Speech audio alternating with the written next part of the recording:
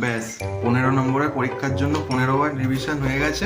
এবার আমি পরীক্ষার জন্য পুরো প্রস্তুত।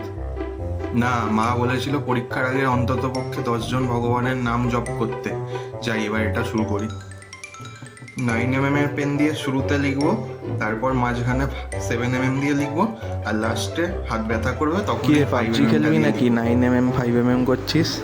চুপ কর বাজে ছেলে, আমার কনসেন্ট্রেশন নষ্ট করবি না একদম। ব্যাস, পুরো 2 বার ভালো করে কোশ্চেনগুলো পড়ে নিয়েছি, সবগুলো পড়া হয়ে গেছে। 15 নম্বরের পরীক্ষা তো পুরো নম্বরে অ্যাটেন্ড করার চেষ্টা করব। এবার 10 নম্বর এসে গেলেই ব্যাস যথেষ্ট।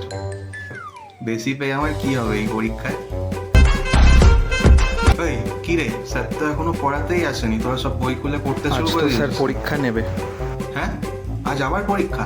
এই স্যারের এক হয়েছে, মাসে 5 দিন পড়াবে আর 15 দিন পরীক্ষা নেবে। বিরক্তিকর। তা আজকে আবার কোন সাবজেক্টের পরীক্ষা তুই শুনি? এটাও জানিস না? এই তুই চুপ কর তো, আমার অত কিছু জেনে কাজ নেই।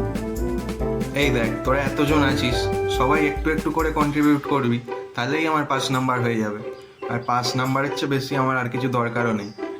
সব সময় মনে রাখবি, আর single sheet of paper can not decide my future. আর তোদেরও বলি, আর স্যারেরই খালি প্রত্যেক দিন পরীক্ষা পরীক্ষা, এর বিরুদ্ধে কোথায় সবাই মিলে প্রতিবাদ করবো, তা না সবাই মিলে বই খুলে পড়তে শুরু করে দিয়েছে। আজকে থেকে আমরা এর বিরুদ্ধে প্রতিবাদ শুরু করি। তোর প্রতিবাদ করার শখ হয়েছে না? আয়, তোর পিঠে ঢাক বাজিয়ে আমি তোদের প্রতিবাদের উদ্বোধন করি। না স্যার, কিছু বলিনি।